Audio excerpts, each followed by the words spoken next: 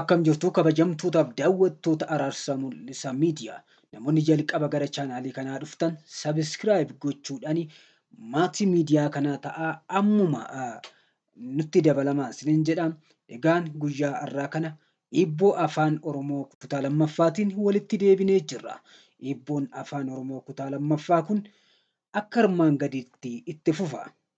Tokko haadha keessa baatee haadha deetti. Deebiin isaa kirbiitii. 2 soba dhugaa fakkaatu. Deebiin isaa abjuu. 3 fannisan fannoo hin qabdu, teessisan teessoo hin qabdu. Deebiin isaa killee. 4 hin niqattu, hin dibattu, ni bareeddi. Deebiin isaa iddii. 5 yoo nyaatu ni fayyaa, yoo dhugu ni du'a. Deebiin isaa abidda. 6 balbala cufattee sirbiti. Deebiin isaa hittoo. 7 afur taatee boolla tokkotti fincoofti. Deebiin isaa mucha saawwaa.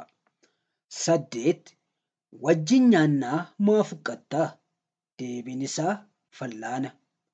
9 yoo tuqan ni boo'a. Deebiin isaa adaamii.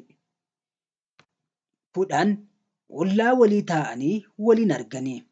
Deebiin isaa ija. Egaan daawwattoota Araarsaa Mul'isaa Miidiyaa akkasiin guyyaa har'aa kana viidiyoo kanatti bashannantan fi irraa barattan abdii guddaan qaba. Egaan gara fuulduraatti hibboo afaan Oromoo kutaa sadaffaatiin amma walitti deebinutti turtii gaarii qabaadhaa.